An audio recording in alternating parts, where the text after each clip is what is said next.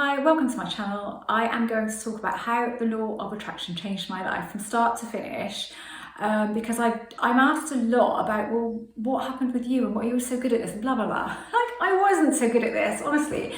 So I want to start from a point of, I always knew something was going on. I always knew that I was making things happen, but I kind of thought maybe I was deluded in that notion, but I would have an imagination about something and then it would happen. And I'd almost have some intention behind it, I guess. Would have liked it to have happened, and then it would happen, and mostly it would happen exactly as I've imagined it, like some really crazy things. And I thought, I just kept thinking, God, there's got to be something in this. But I thought it was just me. I didn't think it was a thing. I thought, maybe I'm magic, maybe I'm a witch. I didn't know, but I did think there was something going on. I'd never heard of the law of attraction. And then obviously The Secret came out and I read it and I thought, oh my God, like I'm right, this is going on, and it completely resonated with me. And I kind of put some random things into action from reading that and manifested some money into my life and different things. I was really lighthearted about it and it was all great. And then I thought, and I didn't really realise I hadn't read Law of Attraction, that kind of hadn't stuck with me. Obviously they mention it in The Secret, she mentions it, Rhonda Byrne, but I hadn't really picked up on it. And it was a few months later, I don't know what happened, but I thought, oh, the Law of Attraction. So I started to look it up and read more about it, got obsessed with reading about it and read everything under the sun. I couldn't even tell you some of the authors that I was reading, because I was just reading one thing after another after another. And I hadn't read Neville at that point. And I did get obsessed and I was looking at everything online and I was trying this and trying that. And then I stunted myself completely. So for a whole year, nothing happened that I wanted to happen. I hadn't changed my career. I was still doing what I was doing. I was running a business I didn't want to run. It was my retail business. I'd had enough of that. All kinds of stuff was going on that I wasn't happy with, but it was just there, you know, going on. And I'm thinking, I don't get it. Like, I was making all this stuff happen easy, and now but I didn't realize I wasn't really trying when I was making it happen, because I was kind of really thinking it wasn't real, I suppose. As soon as I knew it was real, I fully believed it was real, couldn't make anything happen. So about a year went by, nothing had changed. So I basically thought, I don't want to do this anymore. I was much happier before I knew about the law of attraction, much better place. I was more content in a way. I wanted things to change, but I was kind of way more just open to things changing. I don't know, I lost that. I really got uptight about the whole thing. So I came away from it, I thought, stuff it. And it's like I was punishing whatever it was by going, well, you can off, because I'm not following this way anymore. Like, who cares? No. But, you know, I don't know what I thought. So I came away from it, but not for long. And I kept going back to it thinking, but it is the thing, and I can't live a normal life now because I know this now. I can't go back to the way things were. My mind wouldn't go back. It couldn't go back because I just knew stuff that I didn't know before. So I thought, okay, like, let's have a look. Like, why have you had a year when nothing has changed and you've got frustrated? Well, you've got frustrated. That's probably why nothing has changed. What were you doing before that you didn't do in this year, or what weren't you doing before that you did do? I was trying to manifest. I was trying really hard to change my life. Before I wasn't, and things were happening left, right and centre. Okay, so I got to stop trying then? Yeah, well, why did I not stop trying? What's the point in going on? I can't do the same and get different results because I'm just going to go on another year. So if I'm going to go back to this way of living, I have to find another way, because this ain't it. Like, doing is not it, because doing for me makes me look at the goal and makes me feel further away from the goal. That's the problem. So I'm doing and I'm not hitting the goal. So I'm thinking I'm not hitting the goal. So it's moving back. So I'm chasing the goal, whatever it is. I was chasing the goal. Okay, so that's what I thought, stuff it, not doing that anymore. So I started to think, okay, and I don't think I've got real clarity on what I want, because what do I even want? I want to be an author, I thought. Do I feel that's possible? No, not really. I don't feel that's possible. I'm an SEO specialist at the moment. I have a retail company. How am I going to suddenly be an author? Like, can I do that? I can't see that happening to me. Can't see that happening for me. It's just it felt huge. So I thought, okay, well, I'm not going to get that then, am I? How can I relook at that? What would I really want to do? Like, I'm doing this at the moment and I don't want to carry on doing this, not for the foreseeable. What do I want to do? If I was doing something different, what would it be? So I thought about being an author, and then I thought, well, I love writing, so I would be writing.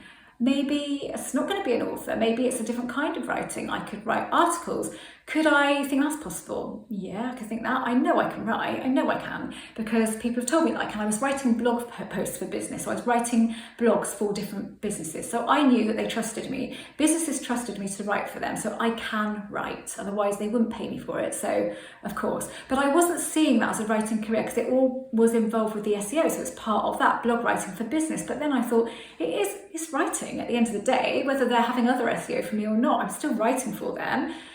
So I thought, okay, I want to be paid a proper wage to be a writer. I want to write. That's what I want. Okay, yeah, I felt good about that.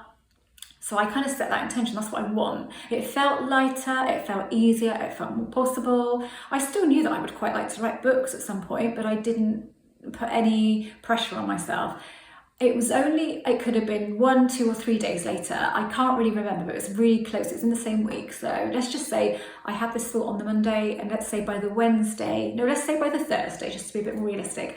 I was sitting in the cafe underneath the office where I worked, and I was sitting there by myself, and a waitress came over to me, and she said, sorry if you've heard the story before, but it's quite good to re-listen to it, isn't it? For inspiration. There's a guy over there, and he wants to know about your offices, and I know you've got an office here. Would you go and have a chat with him? And I said, yeah, of course. So I finished my food, went over, sat with him, and said, hi, here, you're thinking about moving in here. Had a chat with him. He had a video company, a filming company. He was a journalist, basically, and we had a chat, and he asked me what I did, and I told him I was an SEO specialist, and I happened to mention that I did a bit of writing as well. I don't even know why I said it. I was just nudged to say it. Didn't really come into the conversation, but it kind of did, and I allowed it to come into the conversation, but I didn't feel like I was provoking anything. It was very natural. Anyway, in that afternoon, he came and took a look at the office, and he decided he was going to take an office there, which was great. And then we kind of knew each other then, and then so naturally, we were talking about the SEO and talking about writing, and he needed somebody to write for him. And so he paid me to write for him. So I wrote articles for him, and I did his SEO as well. So I was in there. And then straight after that, another film company got in touch with me, found me online, and I started writing for them as well. And so it was, and I didn't even kind of think, oh, I'm a writer now. It just, when I looked at it, I thought, oh, I am actually being paid to write. So at that point, I felt very confident that I could write articles. So I started writing articles about different subjects, and I started submitting them. And after one rejection, I did start getting them accepted, and then so I started writing more and more, and I started writing a lot about relationships, because relationships are important, aren't they? And I had a lot to say about them. So I had a lot of experience. So, and then I started to become known for that. So I started to specialise in that, and my featured articles were mostly based around relationships. So hence talking about people here.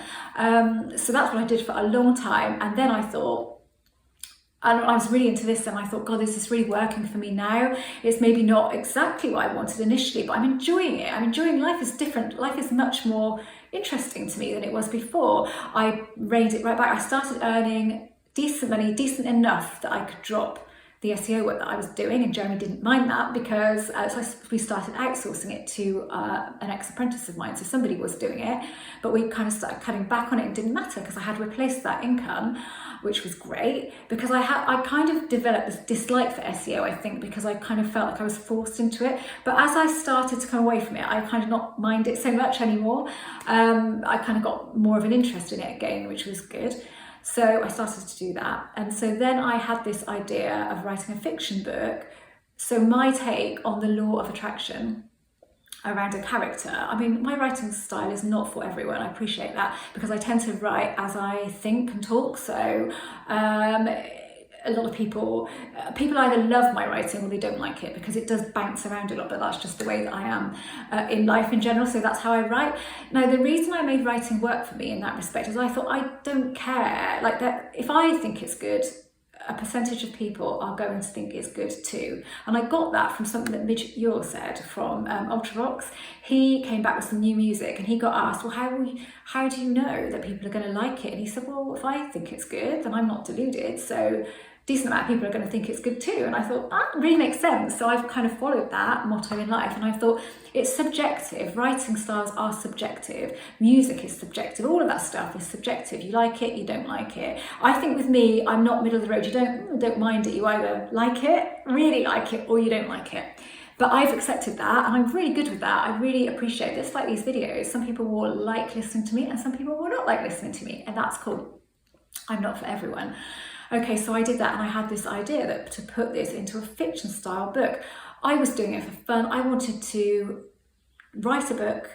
I had an editor, she edited it amazingly, brilliant, pointed out things that I would never have noticed and would never have known, and really taught me how to self-edit. Well, somebody else taught me how to self-edit, the initial journalist guy, but this really helped me as well. So put it out there on Amazon, available in paperback, available on Kindle, and just did it as an experiment really to think, can I do this myself? I am a marketing expert at the end of the day. If I can't do it, no one can do it, of course I can do it. And actually, I'm not beholden to anyone then. I don't have to worry about deadlines, only the deadlines that I set myself.